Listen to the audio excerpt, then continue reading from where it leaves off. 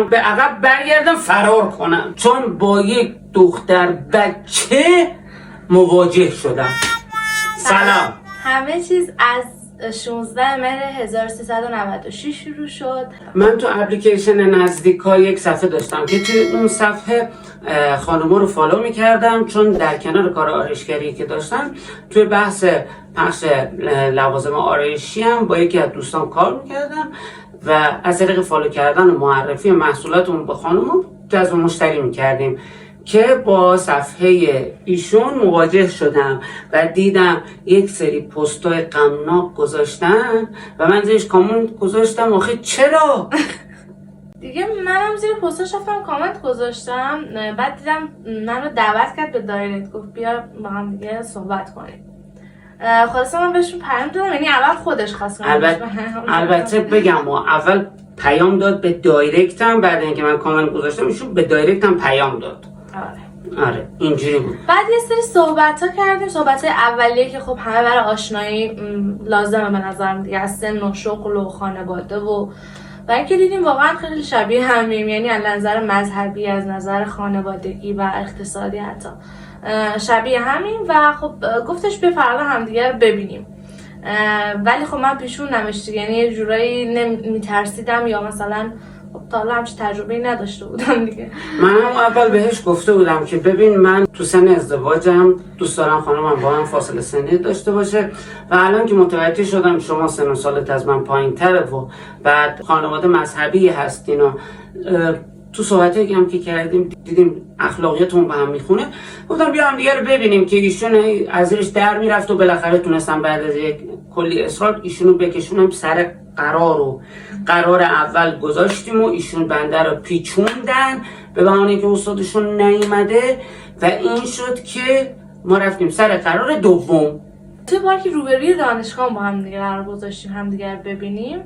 دقیقا یادم جلوی تابلو پارک بود هم دیگه دیدیم. اولین واکنشش خیلی جالب بود وقتی منو دید. حالا بذار خودم بگم، از دور که همینجوری داشتم میومدم همینجوری قدم بهش که میرسیدم میخواستم قدم به عقب برگردم فرار کنم، چون با یک دختر بچه مواجه شدم. اولین چیزی که گفت وای تو چقدر کوچولویی، یعنی به جای سلام همچین حرفی زد و جفتمون خندیدیم. شوکه بودم اصلا. اونجا بود که اومده بود بره، یعنی اومده بود که گربه رو دارم هجله بکشه. صحبت کردیم با هم اشارت، من که هیچی نگفتم، من رسما من در حال سفته زدم. گفتم ببینید خانم، کسی که بخواد با من ازدواج بشه باید خیلی زود خانم بشه، خیلی زود بزرگ بشه، زود باید بچه دار بشه. شما شرایط با من میخونه، من آرایشگرم، هیچ وقت نیستم، یعنی فقط داشتم چیز میدادم که پالس منفی میدادم که یعنی بپیچم برم. ولی دیگه چیکار کنیم دیگه، کلا نگیم مهر و محبت از من تراوش میکنه، این انرژیه رو خانم گرفت. نه خب به نظر مرد معقولی بود، مردی نبود که همون اول بیاد دستمو بگیره قربون سرم بره، یا همون اول مثل جلسه خواستگاری شروع کرد به صحبت کردن از توقعاتش از همسر آیندهش، گفت از خودش گفت و خب من دیدم چه چیزی بهتر از این. شاید یکم برام سخت بود که 10 سال از من بزرگتره، ولی خب دیگه اونجا صحبتش کرد، گفت شما حرفی ندارین؟ گفتم که نه، همینجوری مونده بود. خب من چی بگم، اصلا زمینه‌ای نداشتم که بیام باهاش صحبت بکنم دیگه. گفتم نه این روشو کشید رفت، اصلا پشت سرش هم نگاه نکردم. یعنی 2 تا استک گرفته بودیم تو کل مدت، این بنده خدا همینجوری خوش شده و ناامید توی دستش بود و منم همش در حال پالس منفی دادم. خدا ازت نگذاره. خیلی ممنون. دیگه خلاصه حالشو گرفتم و گفتم که من خبرشو به شما میدم. خلاصه برگشتم و رفتم. به شدتم عذاب وجدان که خدایا من یک دختر تو خونه ای رو کشوندم بیرون، باش حرف زدم و از عذاب وجدان عجیبی داشتم که ممکنه مثلا این کاری که من انجام دادم باعث دلشکستگی شده باشه. واقعا شده بود، من خیلی حالم بد شد از این که رفت. گریه هم کرده بود، خیلی حالم بد شد، نظرم پاهم سوس شده بود. یه خدای رفت نگاه نگه اصلا ببینیم من چی میگم. من رو لاغت بذاره تا جای دانشگاه نزدیک، ولی بازم دیگه من تو دانشگاه دیدم زنگ زد. اول که برای نداشتم، بعد براشم گفتم که بفرمایید و اینا. خیلی خواست چیز صحبت کردم، سر صحبت کردم. گفتش که اونجا رفته بودی استخاره؟ نه اونجا گفتم که ببین من شرایطمو بهت گفتم و چون خیلی شرایط سخته نمیدونم باید چی کار کنم، نمیدونم باید چی بهت بگم. بعد ایشون هم گفتش که خیلی خوب دیگه حالا باشه هر جور خودتون صلاح میدونین اینا. بعد من قطع کردم موقع نماز ظهر بود و رفتم مسجد پیش امام جماعت مسجد اون خدا بیامرز حاج آقای جابری بود. بعد گفتم آقا بی زحمت یک استخاره برای من میگیرین؟ بعد ازدواج اون هم ماجرا آره دیگه استخاره بود دیگه. بعد رفتم و استخاره گرفت، گفتش که سید جان هر کاری هست برو توش که خیلی خیره، یعنی اصلا عجیب خیره. اصلا من تو اون لحظه دیگه باله رو بردم و اونجا زنگ زدم گفتم آقا اوکیه. نه زنگ نداد بگی، زنگ گفت بیا دوباره همدیگه رو ببینیم. من گفتم که نه دیگه اوکی دادم که میخوایم با همدیگه صحبت کنیم. آره ولی نگفتی راجع به استخاره. راجع به استخاره تو قرار دوم گفت همدیگه دیدیم اصلا مثل دفعه قبل نیست، یکم مهربون‌تر شده. بی‌معرفت یکم مهربون‌تر. بعد قضیه استخاره رو اونجا گفت و شماره خونمون رو گرفت که خواهرشون تماس بگیرن. کلا از تایمی که ما با هم آشنا شدیم تا وقتی بیان خواستگاری 3 بار هم دیگه دیدیم، فکر کنم 3 یا 4 بار هم دیگه دیدیم. ما بچهای خوبی بودیم. بعد من دیدم زنگ نمیزنه خواهرش، گفتم بابا من سر کارم گذاشته.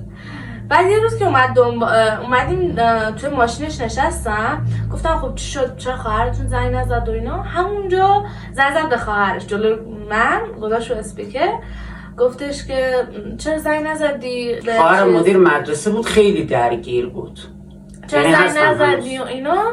بعد گفته بود که با داداش چقدر عجله داری، حالا زنگ بزن اینا خانواده خوبی ان و نمیدونم عدسمون میره.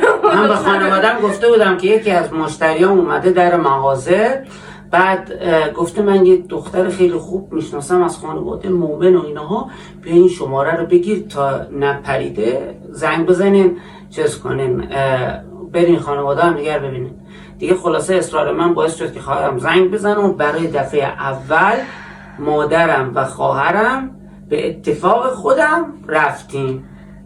و خب یه قسمت جالب ماجرا این بود که بابای من یعنی دوست نداشت که جلسه اول پسر بیاد مثلا با دخترش صحبت بکنه.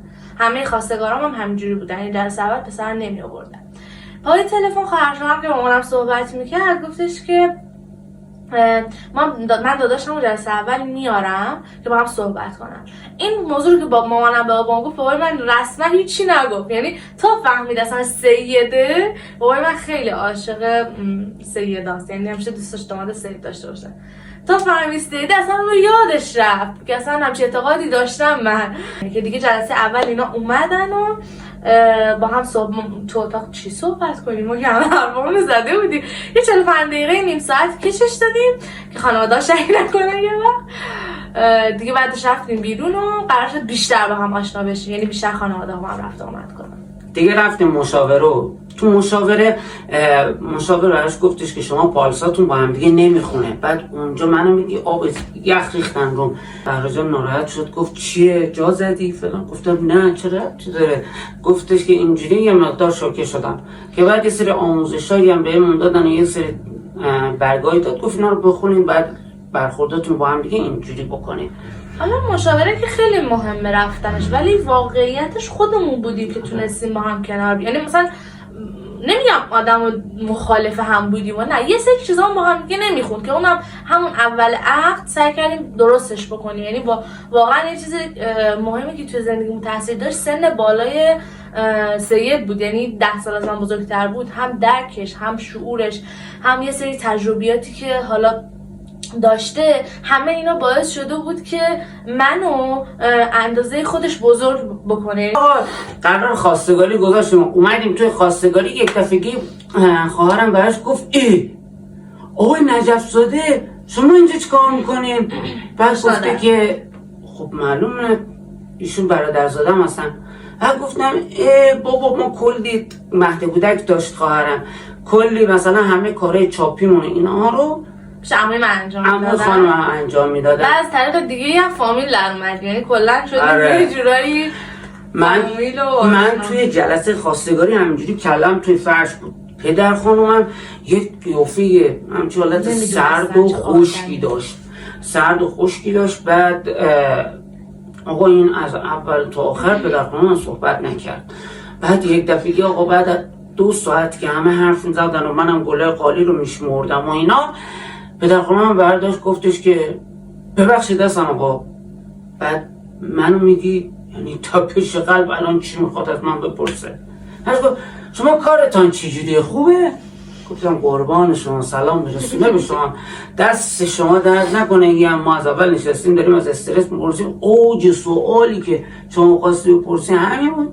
بنده خدا خب اول تو ظاهر که آدم نمیشناسه که مثلا چه آدمه مثلا ساده و مثلا چیزی فکر کنه مثلا از اون آدمانی که الان میخواد چوب لوی چرخ بذاره یا سوالای چیز بپرسه که ما رو به قول یارو گفتن. نه اصلا از همون اول عاشق شده بودن. هم مامان همه خانواده‌مون از بس که واقعا دارن میگن هم از لحاظ نجابت، هم از لحاظ حیا، هم از لحاظ رفتاری و اخلاقی از همون اول. حالا تو هم که از من تعریف کنی من الکی نگفته باشم. یعنی من یه نکته رو بگم توی این بحثایی که توی چیز گفت، توی خدمت شما عرض شود که مشاوره بهمون گفت، 99.9% رو ایشون انجام داد که ما با هم دیگه مچ شدیم. یعنی همه قول معروف خوبی ها از طرف ایشون بود که یعنی مچ شدیم. که بعد البته منم یک به شدت آدم عاطفی و مثلا چجوری بهش میگن دلیم و واسه همین خیلی خوب میتونستم مثلا این ارتباط رو شکلش بدم و این شد که دیگه اوکی شدیم و چند جلسه هم با هم دیگه بعد رفتیم با مادر خانوم هم اینا صحبت میکردیم و با ایشون میرفتیم این ور اون ور. مادر خانوم هم جلو بود.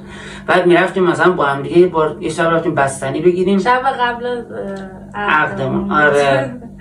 بعد ایشون از ذوقی که داره با من ازدواج میکنه آقا افتاد روی زمین پشت ضربم دید، اینقدر ناراحت شدم اعصابم خورد شد که حد نداشت.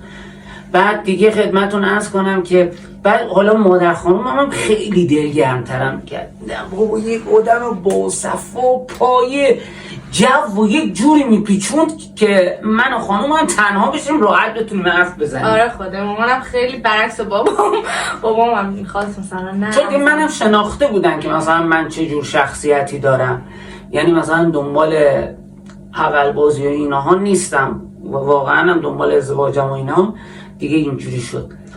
بله اینجوری شد که ما 15 مهر با هم آشنا شدیم، 30 آبان عقد کردیم و گذاشتیم سفر تموم بشه. یعنی ما سفر بود من خواستگاری و اینا دیگه می‌خواستیم تو سفر کنیم دیگه. مادرشم خدا بیامرز گفتن شگون نداره و خوب نیست و اینا. حالا ما دوتا چقدر از صاحبون برمی‌خورد؟ ما 2-3 روز بعد از سفر 3 ربیع الاول ما عقد کردیم. حالا در آخر از خدا میخوام که واقعا یک همه دخترها و پسرها یک جفتی برای همدیگه پیدا بکنن که واقعا با همدیگه بتونن به این خوشبختی که داریم برسن.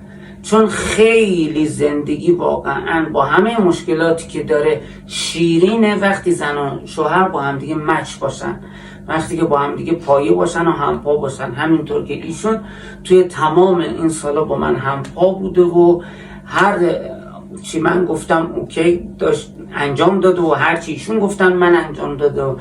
یعنی آزادیه که مثلا خانومم دوست داشت هر جا بره هر کارو کنه چون اطمینان داشتم بهش.